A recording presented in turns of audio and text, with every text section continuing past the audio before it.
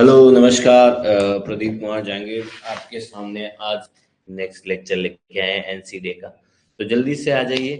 ठीक है, हम 1 मिनट वेट करेंगे फिर क्लास स्टार्ट करते हैं। चलिए।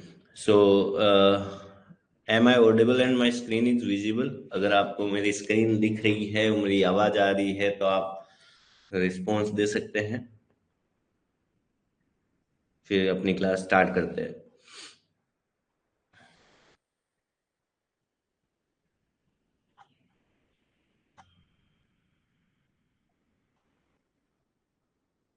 ओके मिश्रा जी, चलिए।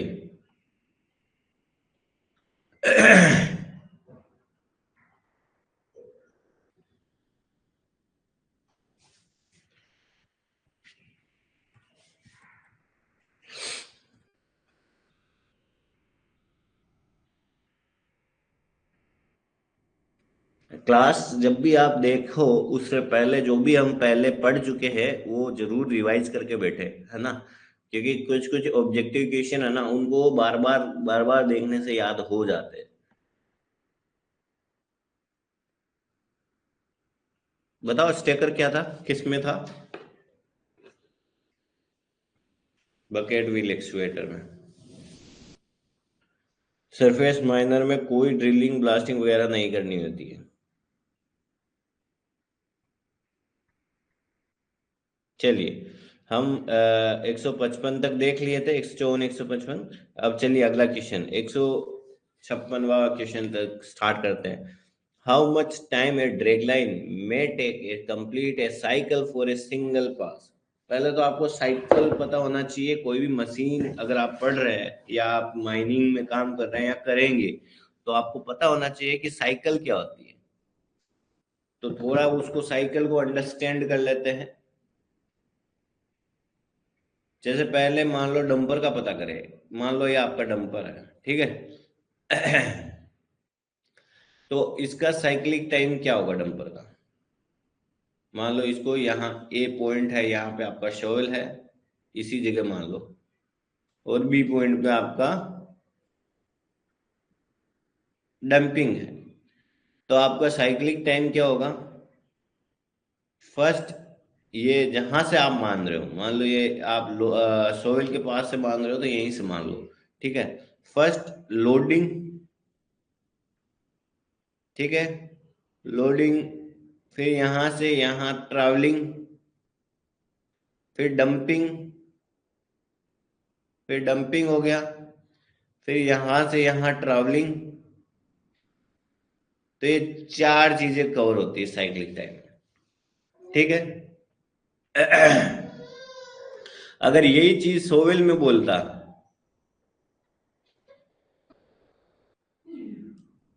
मान लो ये ड्रैग लाइन का मान लो, ड्रैग लाइन का पूछा है तो ड्रैग लाइन का समझ लेते हैं, उसी से सोवेल का भी सेम ही है। तो अगर ड्रैग लाइन का आपको साइकिल टाइम पता करना है तो क्या होगा? मान लो कहीं भी एक जगह से मान लेता हूँ कि बकेट इस जगह है, तो पहले बकेट गिरेगा, वहां लोड होगा, फिर वापस उठाएगा, फिर ये बूम पूरा स्विंग होगा, स्विंग होके अनलोड होगा, फिर वापस स्विंग बैक होगा, और बकेट उसी जगह जहां से आप माने वहां तक। तो इसको पूरे को हम साइकिल टाइम बोलेंगे। तो इसमें क्या क्या आया? पहले swing, swing of the drag line भी आया, स्विंग, दो बार स्विंग आया है ना। बकेट गिरा, बकेट का भी आया, बकेट लोडिंग टाइम। तो इन बहुत सारी चीजों पे डिपेंड करता है, पर बकेट की कैपेसिटी कितनी है, बकेट का सील फैक्टर कितना है, उस पर डिपेंड नहीं करता आपका साइकिल टाइम। ठीक है। तो नॉर्मली जो ड्रैग लाइन होती है ना, उसको एक बार में जो साइक्लिंग टाइम आप कैलकुलेट कर रहे हो वो लगभग 2 मिनट या पौने 2 मिनट का होता है। ठीक है। लगभग उसको इतना आ जाता है, मतलब ये पूरा आप बकेट गिराओगे, बकेट लोड होगा, फिर वापस आप घुमाओगे और वहां अनलोड करोगे, फिर वापस घूम के आएगा। इस चीज को बोल रहे हैं कि उसमें लगभग पौने 2 मिनट लगेगा। चलिए अगला question. Filling up of the void in the open cast mines is known as? कह रहा है कि जो भी खाली जगह है उसको भरते हैं, उसको क्या बोलना है? ये तो अब आप जो भी माइनिंग के हो या उसको पता ही होगा कि अगर आपने कोई खदान को खोला है या ओपन किया है, तो अगर आपने ओपन किया तो आपको क्लोज भी आपको ही करना है। तो इन जनरली जो भी, जैसे एनसीएल में भी बहुत सारी माइंस में मैं देखा हूँ कि आपके जैसे रेग लाइन वगैरह लगी है, तो वो वापस, अगर मान लो कोयला ऐसा है, तो अगर वो एक स्लाइस में काट रहे हैं, तो ये स्लाइस जब आप काट रहे हो तो ये यहाँ डंप करते हो, फिर ये जब काटोगे तो यहाँ डंप करोगे, मतलब साथ में रीफिलिंग और या रिक्लेमिनेशन भी करते जा रहे हैं, फिर पौधे लगा दे रहे हैं, है ना। तो ये चीजें भी चलती जाती है। तो इसी को बोलते हैं, फिलिंग ऑफ द वॉइड को बोलते हैं रिक्लेमिनेशन।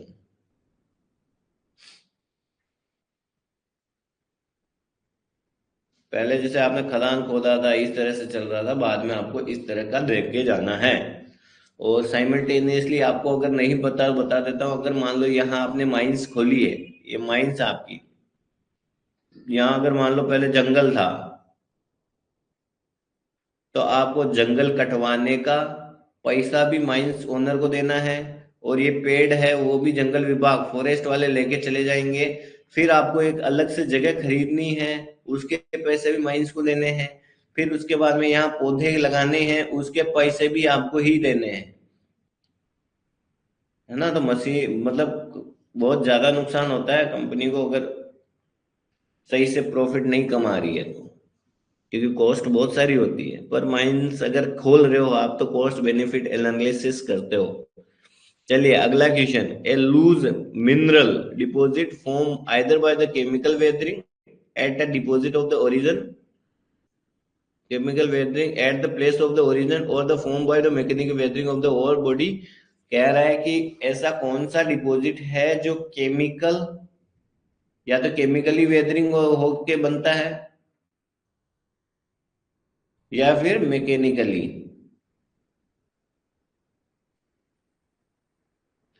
उस डिपॉजिट को क्या बोलोगे आप?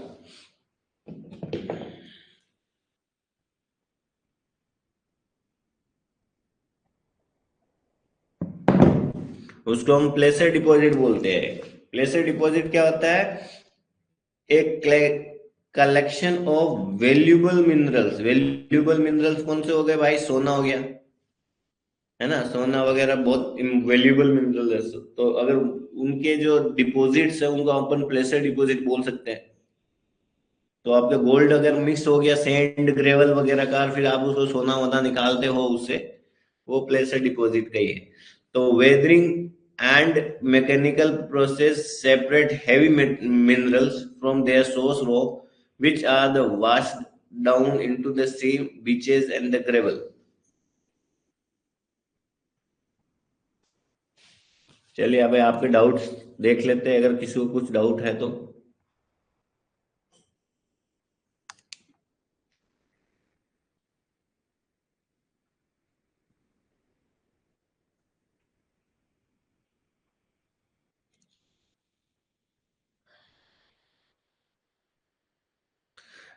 भाई लोग देखो, जिसको भी अलग अलग का डाउट है कि इसमें आता है उसमें आता है, नहीं पता मेरे को, मैं आपके एक एक पता कर सकता हूँ। बट अभी मेरा जो फोकस है, मेरे को जो बोला गया है वो एनसी डे कवर कराने का है।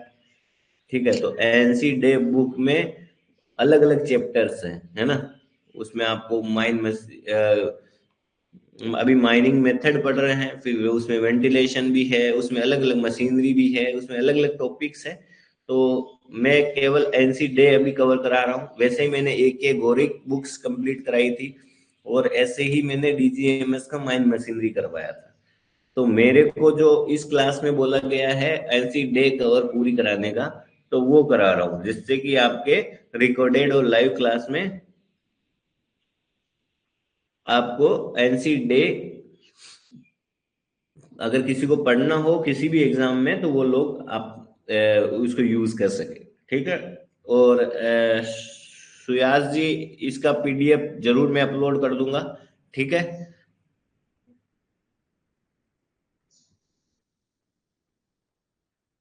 चलिए, वैसे एनसी डे जनरली जहां पे ऑब्जेक्टिव क्वेश्चन आते हैं उस एग्जाम के लिए तो जरूरी है ही, क्योंकि माइनिंग में पहले जब 2015-16 में तो कोई कोचिंग वगैरह तो थी ही नहीं।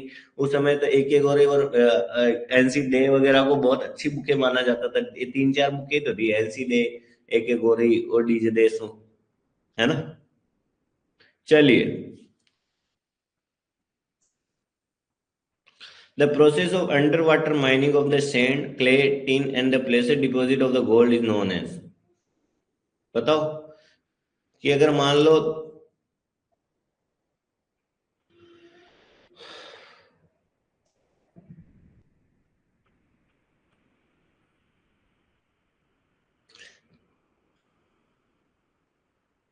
इस चीज को बोलते हैं the process of underwater mining, मतलब पानी के अंदर जो माइनिंग आप कर रहे हो सैंड, क्ले, टिन, प्लेसर डिपॉजिट वगैरह का, उसको अपन बोलते हैं ड्रेजिंग। क्या बोलते हैं? ड्रेजिंग। ये नाम याद रखना आपको, है ना। अगर किसी को समझ, मतलब पहले तो कोशिश करने की समझ में आए चीजें। समझ में नहीं आ रही तो उन चीजों को आप रट लिया करो, कि कभी ऐसा क्वेश्चन आए जब तक समझ नहीं आ रहा उस चीज को रट लेना है ना। और स्पेशली जो पीवाईक्यू में आया है, पीवाईक्यू में जो भी क्वेश्चन आता है उसको तो आपको, अगर समझ आ रहा अच्छी बात है, नहीं आ रहा रट लो। ठीक है। तो जो बोल रहा है कि पानी के अंदर से सैंड, क्ले, टीन और कोई भी प्लेसर डिपॉजिट है उसका माइनिंग करते हैं, उसको क्या बोलते हैं? उसको बोलते हैं ड्रेजिंग माइनिंग। ड्रेजिंग माइनिंग एक कॉस्ट इफेक्टिव मेथड है of extracting the valuable minerals resources from under water. पानी के अंदर से जो वैल्यूएबल मिनरल्स है उसको एक्सट्रैक्ट करने का ये कॉस्ट इफेक्टिव मेथड। इसके अलग अलग है, कटिंग, सक्शन ड्रेजिंग और गोल्ड ड्रेजिंग।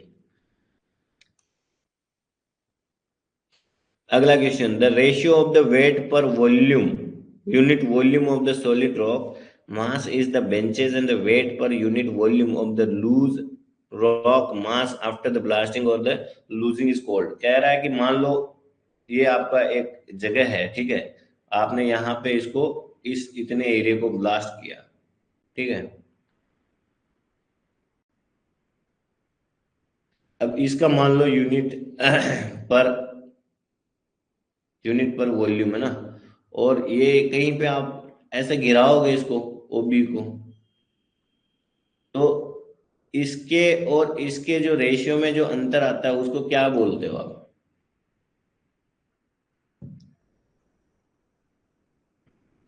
इसको आप स्वेल फैक्टर बोलते हैं। स्वेल फैक्टर क्या होता है? मान लो आपने कंपैक्ट था तो इतना सा वॉल्यूम कवर कर रहा था, अब जब ये बढ़ गया तो इसका वॉल्यूम ये थोड़ा फैलता है ना, तो इसको बोलते हैं हम स्वेल फैक्टर। मतलब पहले वाले और इसमें अगर B/A करेंगे तो इस चीज को हम स्वेल फैक्टर बोल रहे हैं।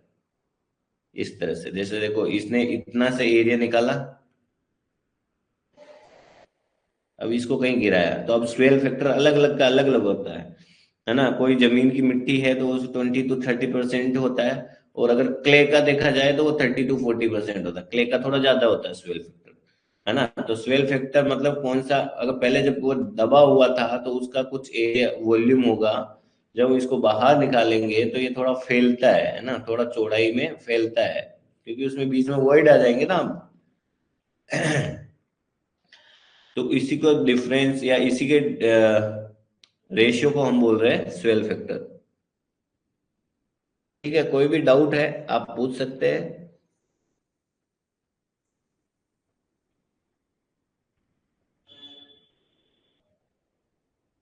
चलिए,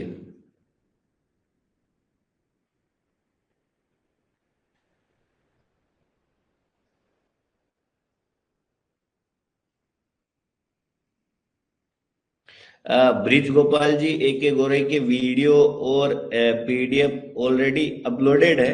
अब आप कौन से कोर्स में हैं वो नहीं पता, आप मैनेजमेंट से बात करिएगा, जिससे भी आप रेगुलरली कस्टमर केयर वगैरह पे जो माइनिंग ज्ञान की बात करते हो उनसे पूछिएगा कि AK गोरे आपके सिलेबस में है नहीं है ना। गेट वालों में तो वो डाल रखे हैं, बाकी का मुझे नहीं आइडिया है कि वो किसके सिलेबस में आता है, वरना मैंने AK गोरे के कंप्लीट उसमें करवा रखे हैं हमने। ठीक है।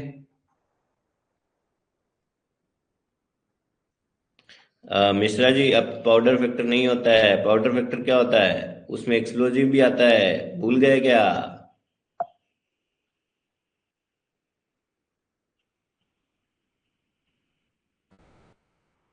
प्रोटेक्शन बाय टन नहीं होता है, एक्सप्लोजिव रिक्वायर्ड, उसको बोलते हैं अपन पाउडर फैक्टर। जाइए रिवाइज करिए सही से फॉर्मूले।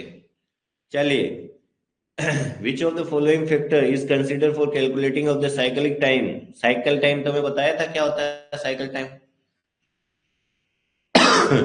तो बोल रहा है कि उसमें जो सोवेल या ड्रैग लाइन है, उसमें सोवेल फैक्टर में कौन सी चीज इनमें से काम में आती है, क्या कंसीडर करोगे? तो मैं बताया ही था आपको कि अगर मान लो ये सोवेल है, ये पहले लोड होगा, फिर ये स्विंग करेगा, फिर अनलोड करेगा डंपर में, फिर वापस स्विंग करेगा, फिर वापस लोड करेगा। तो यहाँ क्या हुआ, स्विंग फैक्टर इज इम्पोर्टेंट, है ना। स्विंग कितना स्विंग आप कर रहे हो, उस पर डिपेंड कर रहा है। बहुत सारे 180 करा रहे हैं, और कोई 45 डिग्री करा रहे हैं, कोई 30 डिग्री करा रहा है। तो उस स्विंग फैक्टर पे जो टाइम लगता है वो डिपेंड करता है ना। अगर मान लो थोड़ा सा ही घूम के उसको अनलोड कर दे रहा है किसी डंपर में, तो उसमें स्विंग फैक्टर बहुत कम है।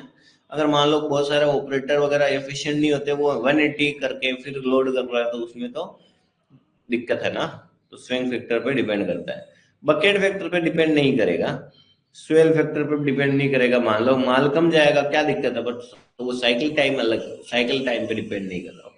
वो आप प्रोडक्शन जरूर इम्पेक्ट करेगा, स्वेल फैक्टर, बकेट फैक्टर और ड्रिल फैक्टर वगैरह, but it will not impact your cycle time. अगला question, which of the following is not consider under the unsupported class of the. देखो, कभी भी कोई क्वेश्चन पढ़ते हो ना, तो ये जो नोट वगैरह होते हैं ना, इस पे बड़ा ध्यान दिया करो। मैं भी ये क्वेश्चन देख रहा था, तो मेरे को लगा कि साला ये आंसर गलत दे रखा है, या मेरे को समझ नहीं आ रहा, है ना। तो यहाँ ये नोट वगैरह पे बहुत ध्यान दिया करो। विच of the following is not consider under the unsupported class of the underground mine mineral exploitation method? बताओ।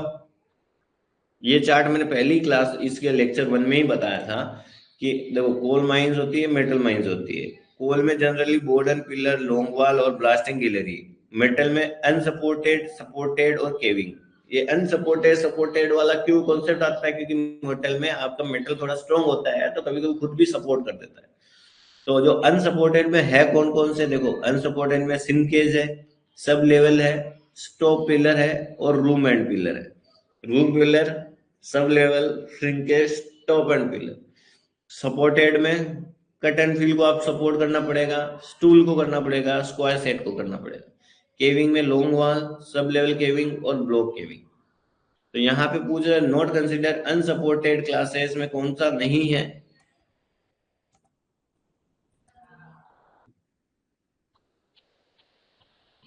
तो देखो, श्रिंकेज वाला किसमें था? अनसपोर्टेड में। स्टॉप एंड ये भी अनसपोर्टेड में था, और सब लेवल वाला भी अनसपोर्टेड में था। ये वाला किसमें था? सपोर्टेड में।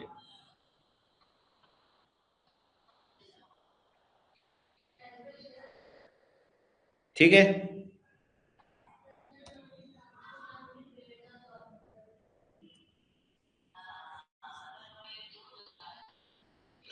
अगला क्वेश्चन है, which of the following method employ horizontal opening? कह रहा है कि जो ऐसा कौन सा मेथड है जिसमें हॉरिजेंटली ओपनिंग करते हैं हम?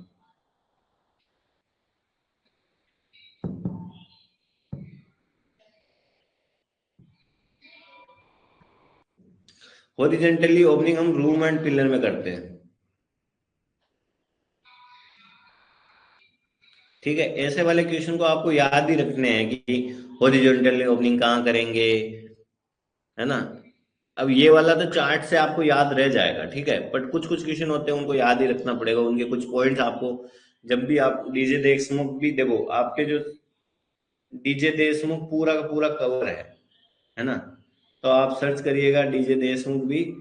अगर सिलेबस में है तो अच्छी बात है, नहीं है तो बोलिएगा, वो लोग डाल देंगे उसके वॉल्यूम 1, वॉल्यूम 2, वॉल्यूम 3, तीनों के तीनों वीडियो मिल जाएंगे, पीडीएफ भी मिल जाएगी।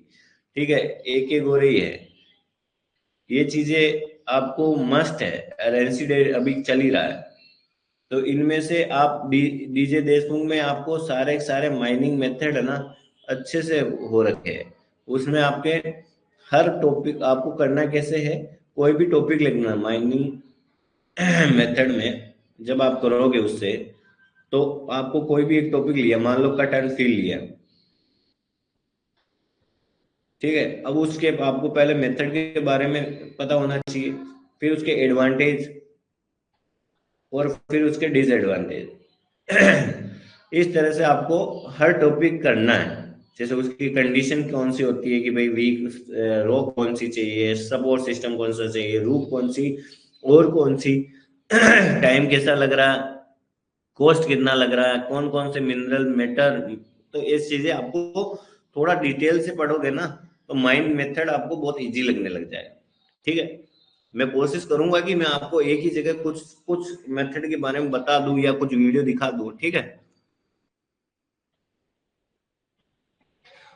चलो दिखा, vertical and the steeply incline opening. अब देखो यहाँ पे बोल रहा है कि हॉरिजेंटल हॉरिजेंटल ओपनिंग किस में होता है, हॉरिजेंटल ओपनिंग किस में होता है, हॉरिजेंटल ओपनिंग होता है रूम एंड पिलर में, रूम एंड पिलर में। और steep and vertical opening, vertical opening किस में होता है, वर्टिकल ओपनिंग किस में होता है,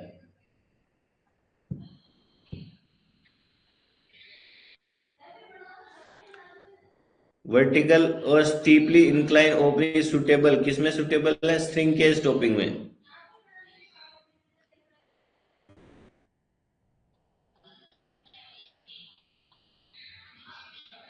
ठीक है, चलो थोड़ा बहुत मैं दिखा देता हूँ आपको अलग अलग मेथड के बारे में। जैसे और हैंड स्टॉपिंग में कुछ जो मैं एक कैटेगरी में बताया हूँ कुछ चीजें, वो थोड़ा बहुत आपको यहाँ बता देता हूँ।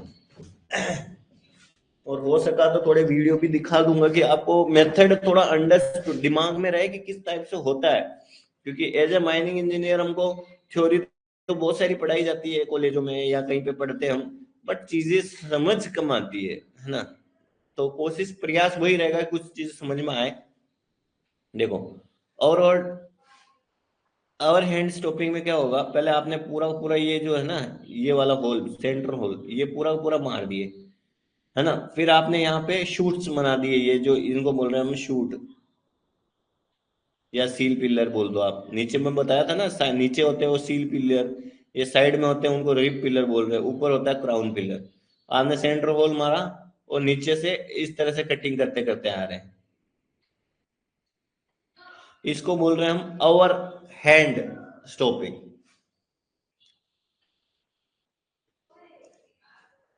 इसमें क्या होगा, इसकी एप्लीकेबिलिटी क्या है कि ये ओवर बॉडी है ना, इसमें स्ट्रॉन्ग चाहिए।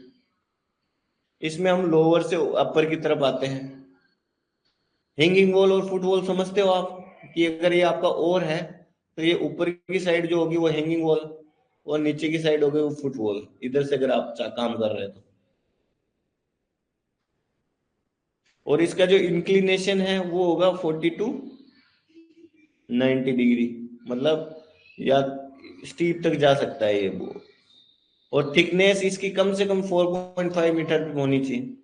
तो ये उसकी एप्लीकेबिलिटी होगी। इस तरह से आपको भी सारे सारे मेथड एक जगह लिख के रखने हैं, ठीक है। और बॉडी स्ट्रॉन्ग, लोअर से अपर आते हैं, hanging wall foot wall should be strong, मतलब कि ये इधर वाली वॉल और इधर वाली वॉल दोनों दोनों सब बहुत स्ट्रॉन्ग होने चाहिए। इनका इंक्लिनेशन 40 to 90 होना चाहिए, थिकनेस 4.5 होनी चाहिए।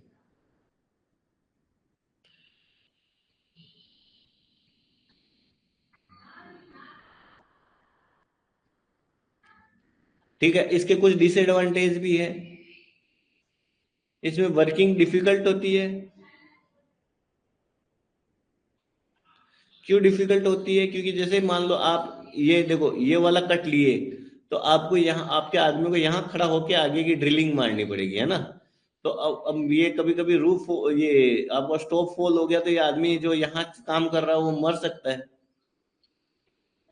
तो इसलिए यहाँ डिफिकल्ट होती है, क्योंकि as we have to stand on the loose rock, loose rock पे खड़ा होके आपका आदमी ड्रिल मारता है, आपका आदमी ड्रिल मारता है लूज रोक पे खड़ा होकर। तो इसलिए अगर ऊपर जो स्टॉप है वो ऊपर फॉल डाउन हो सकता है। या ये यहाँ लूज मटेरियल पे है तो ये भी गिर सकता है। तो यहाँ लूज मटेरियल पे खड़ा होकर ड्रिल मार रहा है तो ड्रिलिंग भी तो टफ होगी, और मटेरियल इनके ऊपर फॉल हो सकता है। अगर और बॉडी वीक हुई उनके लिए काम नहीं करेगा, क्योंकि आपके आदमी को जस्ट नीचे और के नीचे ही खड़ा होकर काम करना पड़ रहा है, तो और बॉडी स्ट्रॉन्ग चाहिए ही चाहिए। और इसमें सेलेक्टिव माइनिंग नहीं कर सकते, क्योंकि आप ड्रिल ब्लास्ट करते हो तो पूरा का पूरा ये एरिया ही ब्लास्ट करोगे तो ये नीचे आएगा, तो इसमें सेलेक्टिव माइनिंग नहीं होती। सेलेक्टिव माइनिंग किस में होती है? कट एंड फील में। उसमें आप चूज कर सकते हो कौन से एरिया को छोड़े कैसे। हम अंडर हैंड स्टॉपिंग में क्या होएगा कि जैसे मान लो ये आपका स्टॉप है ना, तो उसमें पहले तो एक आपने सेंटर होल कर दिया बड़ा सा, रिम विम लगा के एक सेंटर होल, रेज और रेज बना दिए है ना।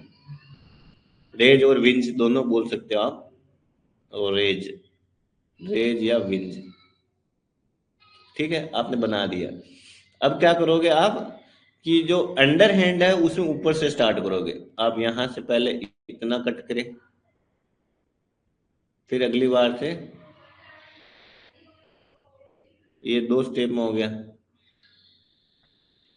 ये हट गया ना, फिर ये हट जाएगा, और फिर आप इसको ये ऐसे तीन तीन स्टेप में आ गया। इस तरह से नीचे जाते रहते हो जैसे ये है, ठीक है। इसकी एप्लीकेबिलिटी क्या है? Upper main level to the lower, मतलब अप से डाउन जाएंगे।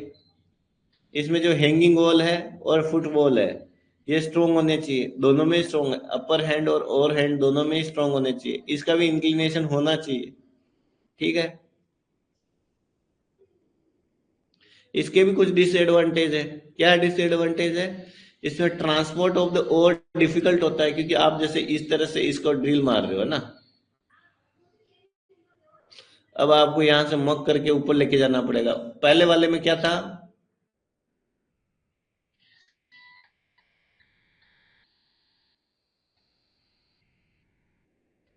उसमें आपके शूट्स है, यहाँ पे शूट्स छोड़े थे, उससे नीचे गिरेगा और नीचे के लेवल से आप इकट्ठा करके लेके जा सकते थे। बट इसमें आपके डिफिकल्ट है आपको ट्रांसपोर्ट करना, और इसमें ब्लास्टिंग है ना वो भी एफिशिएंसी इसमें पुअर होगी। और इसमें thickness is not more than, इसमें थिकनेस आप छोटी छोटी ज्यादा नहीं ले सकते हो, इसमें थिकनेस ज्यादा जा सकती, थोड़ी ज्यादा जा सकती थी। तो ये इसके डिसएडवांटेज है। तो इसी तरह से आपको मैंने एक एक करके सारे के सारे टॉपिक कवर करा रखे थे।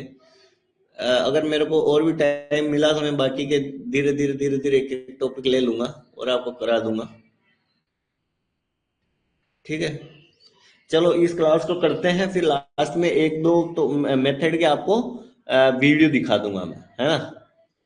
चलिए, in in the room and pillar mining में multiple faces are advance, but the driving entry और the room follow a definite path pattern.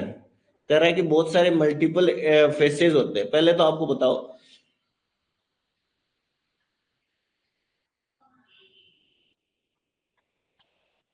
A room and pillar mining multiple faces are advance, ठीक है, बहुत सारे face में काम चल रहा है, ठीक है, कोई दिक्कत नहीं। बट ड्राइविंग एंट्री और the room follow a definite pattern no. कह रहा है कि जो ड्राइवेज है वो एक पैटर्न में होता है, बाकी आप किधर भी बहुत सारे हेडिंग के काम कर सकते हो। आपको पता है ना कैसे काम चलता है, जैसे मान लो एक लेवल है, ये लेवल है, उसमें भी आप बहुत सारी हेडिंगे बनाते हो ऐसे। तो बहुत सारे फेस आपने काम चला रखे हैं, है ना। वो तो ठीक है, पर आपका जो ड्राइवेज है वो फिक्स पैटर्न पे होते हैं। मान लो ये है, तो ये पैटर्न वगैरह बिल्कुल ये तो पैटर्न में होंगे, पर ये आप कहीं पे भी काम चला सकते हो। मान लो इसमें चला रखा है, इसमें नहीं चला रखा है, इसमें चला रखा, तो ऐसे मल्टीपल फेस में काम चल रहा है। बट ड्राइवेज जो है वो सेट ऑफ पैटर्न है, उसको क्या बोलेंगे हम? उसको हम कट सीक्वेंस बोलते हैं। इस चीज को हम बोलेंगे cut sequence. In any underground mining method cut drilling blasting combined. कह रहा है ऐसा कौन सा अंडरग्राउंड माइनिंग मेथड है जिसमें कटिंग ड्रिलिंग और ब्लास्टिंग इन सबको कंबाइंड कर दिया जाए, उस चीज को क्या बोलते हैं? कोल प्रिपरेशन बोलते हैं हम, कोल प्रिपरेशन वर्क। जिसमें कटिंग, ड्रिलिंग, ब्लास्टिंग सबको मिला दिया जाए ना। देखो ब्लास्टिंग में तो केवल ब्लास्टिंग हो गया, फेस ड्रेसिंग में केवल स्केलिंग वगैरह हो गया, ये तो है ही नहीं। तो कोल प्रिपरेशन ऑपरेशन में सारे के सारे चीजें आएगी, उसमें ड्रिलिंग भी आएगी, फिर उसमें ब्लास्टिंग आएगी, उसमें कटिंग आएगी, सारी की चीजें आपके आएगी। चलिए देखते हैं एक बार क्या आपको कुछ, मैं हर 5-6 क्वेश्चन में रुक के आपका देख लेता हूँ कि आपके कुछ आया है या नहीं है। Word okay sir, yes sir, swing factor ठीक है सर, इस टॉपिक का पीडीएफ अपलोड कर देना, टॉपिक अपलोड कर देना। दिलीप मसाज जी, मैं बोला ही हूँ, जो चीज मैं पढ़ा रहा हूँ एनसी डे से रिलेटेड, वो पीडीएफ में सारी की सारी अपलोड बना, एक फोल्डर बना के अपलोड कर दूंगा, ठीक है। आप और अगर कुछ अलग चीज बोल रहे हैं तो कृपया करके थोड़ा एक्सप्लेन करके बोलिएगा तो मैं समझ सकूं, है ना। चलिए अगला question, which of the following belongs to the hard rock mining, इनमें से हार्ड रॉक माइनिंग, देखो अगर कॉमन सेंस से भी करना चाहो, आपको पता ही है पोटास, साल्ट वगैरह, ये हार्ड तो नहीं होगा एज कंपेयर टू आयरन। तो आयरन में हार्ड रॉक माइनिंग होता है, ठीक है। हार्ड रॉक माइनिंग किस में होगा, आयरन में। अगला क्वेश्चन बोल रहा है कि आपको नेचर और जियोलॉजिकल कंडीशन दे रखी है और बताना है कि कौन सा मेथड आपको यूज होना चाहिए। देखो आपको और बोल रखी है वीक टू मॉडरेट, मतलब वीक, आपकी जो और है वो वीक है, आपकी जो रॉक की स्ट्रेंथ है वो मॉडरेट है, वो स्ट्रॉन्ग है। डिपॉजिट शेप है टेबुलर, टेबुलर शेप है,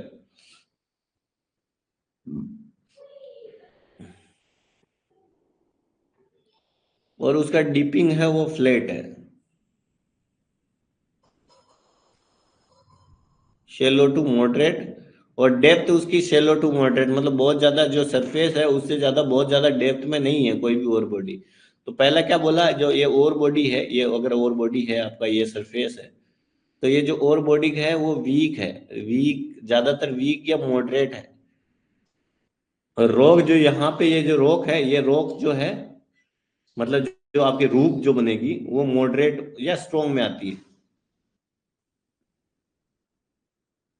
ठीक है। और डिपिंग इसका ज्यादा डीप में नहीं है, मतलब इसका इंक्लिनेशन ज्यादा नहीं है, फ्लैट ही है।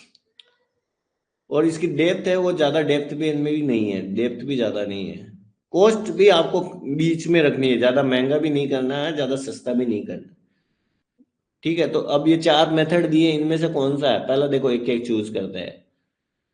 आपका जो कट एंड फील है ना, कट एंड फील में आपका जो रॉक है वो वीक हो सकता है, तो ये तो हट गया। रॉक स्ट्रेंथ यहाँ तो स्ट्रॉन्ग दे रखी है, तो ये वाला कट एंड फील हटा देंगे, ठीक है। अब आते हैं रूम एंड पिलर और square set.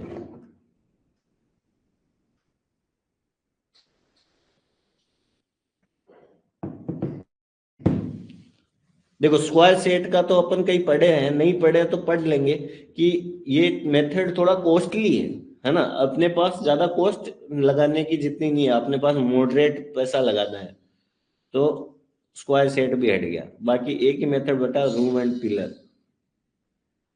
Room and pillar के लिए ये बेस्ट एप्लीकेबिलिटी कंडीशंस हैं, जिसमें आपकी और है या आपका कोल है वो वीक टू मॉडरेट हो सकता है, कोयल आपको पता ही है वीक या मॉडरेट भी आता है। रॉक स्ट्रेंथ है, इसमें स्ट्रॉन्ग चाहिए या मॉडरेट चल जाएगी, डीप फ्लेट। अगला क्वेश्चन है, which of the following method of the mining is only applicable to the non coal mining. कह रहा है कि देखो नॉन कोल माइनिंग में कौन सा अप्लाई होता है, पहले तो आपको पता हो कोल माइंस होती है, दूसरा होता है मेटल माइन। नॉन कोल मतलब मेटल के बारे में बात कर रहा है ना। तो मेटल माइंस में कौन सा मेथड इनमें से यूज होता है, only use in the non coal, non coal मतलब only use in the metal, केवल मेटल में कौन सा यूज होता है वो बताओ। देखो केवल लॉन्ग वॉल तो आपको पता है ये कोल में होता ही है, बोर्ड एंड पिलर भी कोल में होता ही है, तो ये दो ऑप्शन तो हट ही गए। आपको ऐसे एक एक ऑप्शन हटा सको तो और अच्छी बात है, फिर आप फोकस अच्छे से कर पाओगे।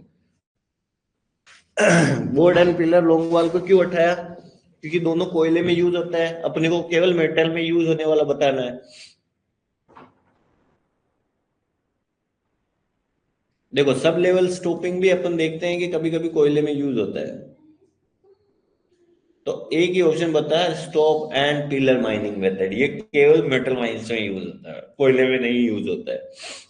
ठीक है, तो इसी तरह से आपको ऑप्शन काटते काटते चलना है, जिससे कि परसेंटेज देखो क्या होता है। एक क्वेश्चन को सोल्व करने का आपको 100% है ना प्रोबेबिलिटी कि आप सही करते हो, है ना। अब मान लो आपने इसमें 4 ऑप्शन है, तो आपको गलत करने की प्रोबेबिलिटी कैसे कम करोगे आप बताओ। अगर आपने एक ऑप्शन काट दिया, अब 3 ऑप्शन ही बचे, तो आपकी प्रोबेबिलिटी कितनी है? 33%, कि आप 33% इसको सही कर दोगे। ठीक है, और अगर आपने 2 ऑप्शन कट कर दिए, जैसे ये वाला ऑप्शन भी कट कर दिया, तो अब आपकी प्रोबेबिलिटी 50% होगी, 50% चांस है कि आपका क्वेश्चन सही होगा, है ना। तो इस तरह से अगर नेगेटिव मार्किंग कम है, 1/4 है, 1 नंबर का क्वेश्चन है, उसमें तो आपको इस तरह से करना ही है। अगर 2 ऑप्शन आपने कट कर दिए हैं और नेगेटिव मार्किंग ज्यादा नहीं है, तो आपको अटेम्प्ट करना चाहिए। चलिए, a vertical method similar to the stope and the pillar mining in the supported class is known as. एक वर्टिकल मेथड है जो stope and pillar mining method in the support class. ये तो मेरे पूछा ही नहीं, क्या बोल गया ये।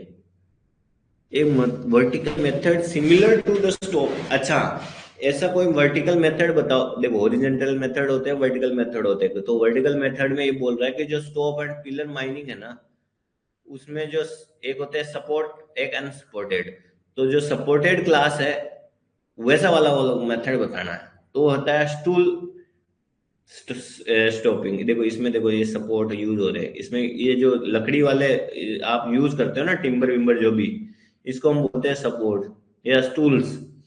तो stull stoping is the hard rock mining technique that use timbering to the support the wall. जो वाल है उसको सपोर्ट करने के लिए आप टिम्बरिंग करते हो। ठीक है, ये अब वैसे यूज नहीं होता है अब, तो ऐसा क्वेश्चन पूछने का चांसेस बहुत कम है, क्योंकि ये अब मेथड ही यूज नहीं हो रहा, तो क्यों क्वेश्चन पूछेगा कोई भी। ठीक है, तो ये बोल रहा है कि ऐसा, देखो स्टूल, इस क्वेश्चन से आप क्या सीखे? स्टूल स्टॉपिंग सिमिलर है stopping and pillar mining method के।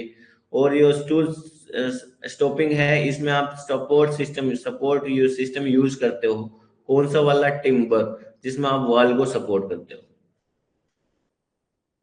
So a vertical method similar to the stop and the pillar mining in the supported class is known as tool stopping.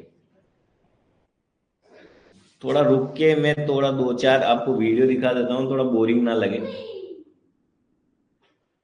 एक बार आपके सारे देख लेता हूँ, फिर आपको कोशिश करता हूँ 2-3।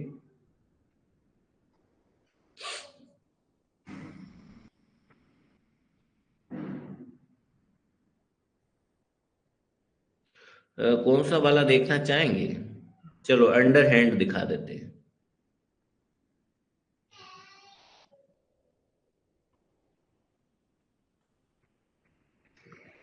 इसका वर्किंग कंडीशन देखते हैं स्टेप बाय स्टेप।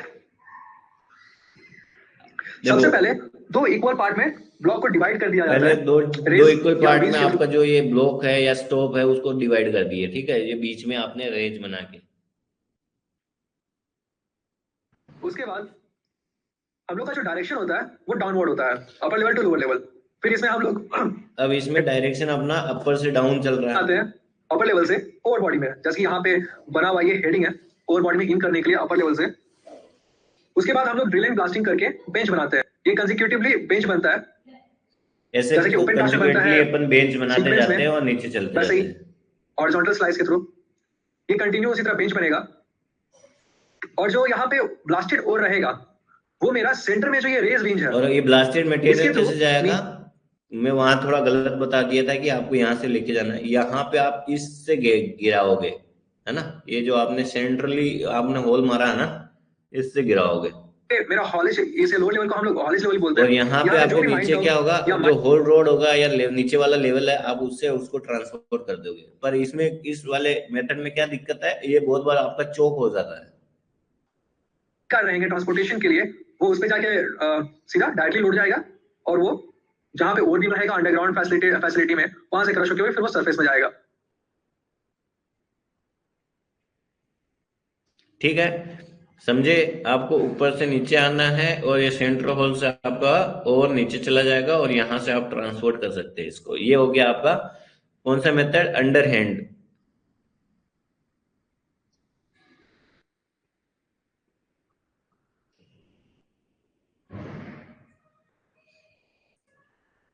और कौन सा था, रेज ओवर हैंड।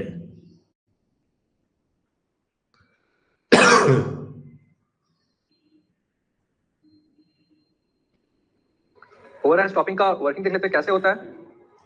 सबसे पहले दो हाफ में डिवाइड करते हैं। इसमें भी दो हाफ में डिवाइड कर दिया आपके स्टॉप को। यहाँ पे रेसी कहना सही रहेगा कि रेज ओवरहैंड स्टॉपिंग है, तो नीचे से ऊपर मतलब लोअर लेवल से अपर लेवल तक। अब इसमें नीचे से ऊपर चलेंगे जो मैं बताया था, के थ्रू फिर हेडिंग्स बनाएंगे हम लोग। पहले आप हेडिंग बना लोगे और बीच में नीचे आपके पिलर बन जाएगा, ट्रांसपोर्टेशन में भी हेल्प करेगा, जो कि आपके ट्रांसपोर्टेशन वगैरह में हेल्प करेगा हेडिंग बनाने से। कंटिन्यू ड्रिलिंग एंड ब्लास्टिंग करके ओर को रिमूव करेंगे वहां से।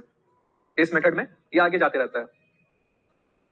और यहाँ पे जो ब्लास्टेड ओर रहता है, तो जो हम लोग ऊपर ड्रिल करते हैं, ओवरहैंड स्टॉपिंग मतलब ओवरहैंड होल्स के थ्रू जो ऊपर फेस पे हम लोग ड्रिल करते हैं, इसमें आप ओवरहैंड मतलब आप ऊपर की तरफ फेस पे ड्रिल मार रहे हो। इस शूट के थ्रू यहाँ पे नीचे जो ये है, ये वाले इसको अपन शूट्स बोलते हैं। तो इसके माध्यम से आप नीचे वाले रोड से ओवर को लेके जा सकते हैं। और वेंटिलेशन जो होता है, हमेशा हम लोग मेटल माइंस में ये प्रेफर करते हैं कि lower level to upper level हो, उसके बाद ये शाफ्ट के थ्रू होते हैं। इसमें थोड़ा वेंटिलेशन का भी दिक्कत आएगा। अगर मान लो जब आप यहाँ ड्रिलिंग कर रहे हो तो वेंटिलेशन का दिक्कत आएगा। इस तरह से दिखेगी ये शूट्स होती है। यहाँ से ट्रांसपोर्टेशन ऑफ ओर और एक्सेस टू ओर डिपॉजिट भी होता है। रेज एंड विंच डेवलप करने का ये मेन मोटो होता है कि वेंटिलेशन प्रॉपर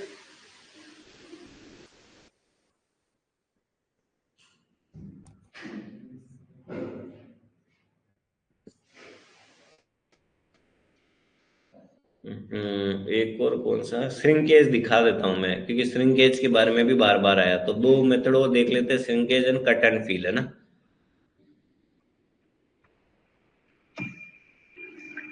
इसमें श्रिंकेज स्टॉपिंग में क्या है, पहले तो ये स्टीप टू माइल्ड डिपिंग ओर के लिए होता है, मतलब स्टीप होनी चाहिए ना इसमें, और है ना वो स्ट्रोंग होनी चाहिए। पहला तो स्टीप होनी चाहिए, दूसरा स्ट्रोंग होनी चाहिए, और लार्ज लार्ज डिपॉजिट होना चाहिए। और रेगुलर हो भली मत हो, बट लार्ज डिपॉजिट होना चाहिए। और जो रॉक है आपकी, वो स्ट्रोंग या वीक होगी, कुछ भी चलेगा, कोई दिक्कत नहीं है। और जो और है वो आपका लो टू हाई ग्रेड हो, चलेगा। और ऊपर जो सब्सिडेंस होने का परमिशन होना चाहिए आपके श्रिंकेज स्टॉप में। इसमें एक्सट्रैक्शन देखते हैं कैसे होता है। जैसे कि आपने स्टोप देखा, सबसे पहले लोअर लेवल से हम लोग ड्राइवेज बनाते हैं, सील पिलर छोड़ के। सील पिलर छोड़ के नीचे अंडरकट दे देंगे। 3 मीटर का होल ब्लास्ट करते हैं, 3 मीटर के लगभग का करके आप स्लाइस में एक स्लाइस करते हैं। जैसे कि पहला सीक्वेंस आया सेम, फिर उसके बाद हम लोग फिलिंग करते हैं उसमें सेम ऑन टॉप। अच्छा, ये कट एंड फील ओपन करके रहता है यहाँ पे ब्लैंक, जहाँ पे आप वापस ये सॉरी, ये कट एंड फील स्टॉपिंग है। थोड़ा ऊपर हेडिंग नाम चेंज हो गया तो इसलिए मैं कंफ्यूज हो गया। कट एंड फील पहले देखिए।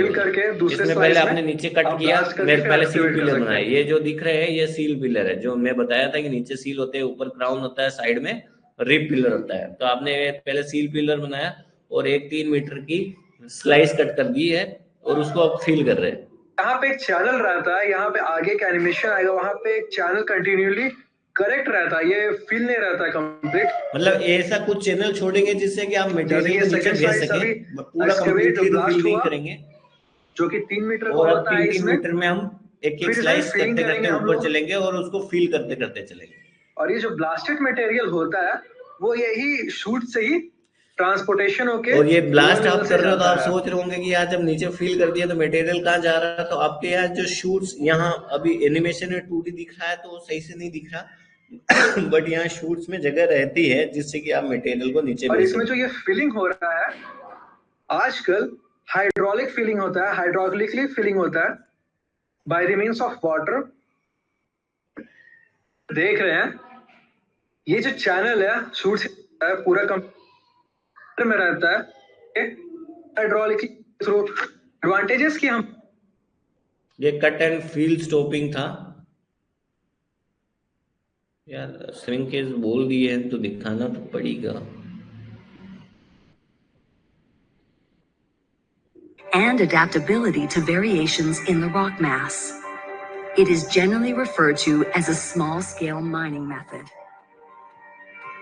Mining is carried out in horizontal देखो अगर slices ये cut along and the ore feel body, आपको बड़े रूप where में the देखना bottom है तो ये slice ओवर is बॉडी पे mined कैसे काम first. करता है, इसको स्लाइस में The डिवाइड कर दिया excavated आपने area is then backfilled, and production continues upwards. और आपने ये जो एक Each स्लाइस में production पहले इसको level is accomplished blast by करते गए, drifting until the material entire transport करते slice has गए, been mined. फिर इसको पाइप लगा देंगे सारे The slice is और then उससे फील कर backfilled, देंगे। and the fill becomes the working platform from which the next level is mined. Backslashing is done for providing access to the upper फिर slices upper within the access stope. बना के दूसरी When slice a को ऐसे ही stope is blast करते completed, जाएंगे a new access drift from the ramp is created और वहां का to मटेरियल continue हटा the देंगे और production उसको within वापस the बैक upper फिल कर stope. देंगे पाइप वगैरह के लिए, हाइड्रोलिक फिलिंग वगैरह के द्वारा।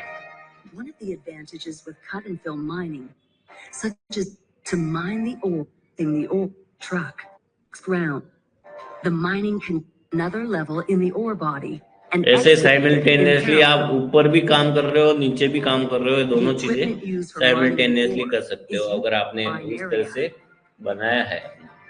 but the advantage is high selectivity with good.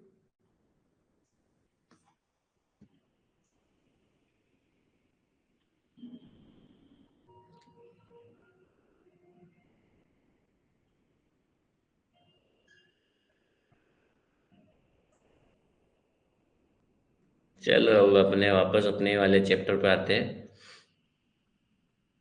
ये कौन सा है भाई? एनसी देवन। हाँ 172 क्वेश्चन पे आते हैं, थोड़ा फटाफट करते हैं ना कि if the ore body is large, बहुत बड़ी ओर बॉडी है, rib pillar are the left, rib pillar छोड़ दिए, सील पिलर छोड़े, क्राउन पिलर छोड़ा, ठीक है। बट ऐसा कौन सा मेथड है जिसके द्वारा आप उसको जो रिब पिलर, सील पिलर और क्राउन पिलर छोड़े हैं उनको भी आप एक्सट्रैक्ट कर सकते हैं? वो हम श्रिंकेज पिलर में, श्रिंकेज स्टॉपिंग में करते हैं। देखो श्रिंकेज स्टॉपिंग को आपको बेसिक आइडिया दे देता हूँ कि ऐसे पूरा ओवर बॉडी रहता है जिसमें आप क्या करते हो, इसको अंडर कट कर देते हो, है ना। अब यहाँ से आपका जब ये खाली हो गया तो ऊपर क्या है, ये ओवर बॉडी वीक रहती है तो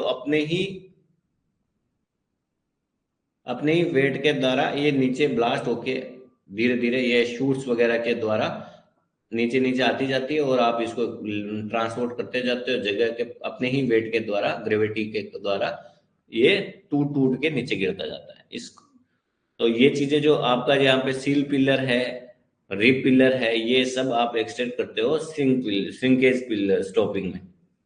रिंग पैटर्न ड्रिलिंग ये मैं बहुत बार बता चुका हूँ, इसी क्लास में बहुत बार बता चुका हूँ कि ये वाला मेथड ब्लास्टिंग गैलरी में यूज होता है। जो रिंग पिलर है ना, रिंग पिलर ब्लास्टिंग, जैसे मान लो आपके ये आपके, तो यहाँ से आप लंबे लंबे ड्रिल मारते हो ऐसे, रिंग ड्रिलिंग, ठीक है। रिंग ड्रिलिंग किसमें होता है? ब्लास्ट गैलरी मेथड में। अगला क्वेश्चन है, which of the following method में approaching the solutions and prove to be the most expensive of the all. कह रहा है कि सबसे महंगा वाला, अभी मैं बात किया ही था, कौन सा होता है? स्क्वायर सेट वाला बहुत ज्यादा महंगा होता है, इसलिए अपन ने वहां पे जो मेथड चूज कर रहे थे उसमें स्क्वायर सेट मेथड अपन ने चूज नहीं करा था क्योंकि महंगा होता है थोड़ा।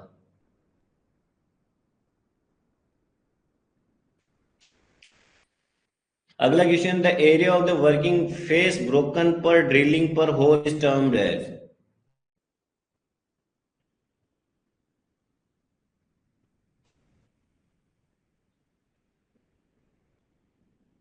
The area of working face broken per drill hole is termed as। देखो यहाँ बोल रहा है कि एक ड्रिल मारा, उसमें एक्सप्लोजिव करके ब्लास्ट किए, और जो ब्रोकन ओर है उसको और ड्रिल करे उसको, उस चीज को क्या बोलते हैं? अपन बोलते हैं ब्लास्टिंग फैक्टर। अब आप बोलोगे ड्रिलिंग फैक्टर क्यों नहीं बोल रहे? क्योंकि उसमें ब्रोकन ओर नहीं होता है ना। पाउडर फैक्टर क्या होता है? उसमें एक्सप्लोजिव का कंपोनेंट और आता है, एक्सप्लोजिव यूज, तो ये भी नहीं होता है। ठीक है, तो इस तरह से आप ये बता सकते हैं कि ब्लास्टिंग मतलब कि जो आपने ड्रिल मारा उसमें करकुरा के और ब्रोकन हो और है, उसका अगर पूछा जाए तो उसको बोलते हैं ब्लास्टिंग फैक्टर।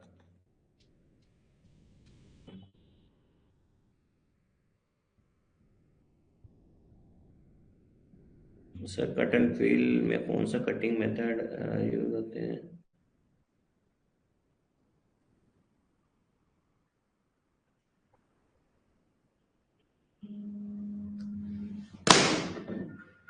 एक मिनट रुकिएगा। Good morning sir. Hello hello. आ रही है सर, आ रही है।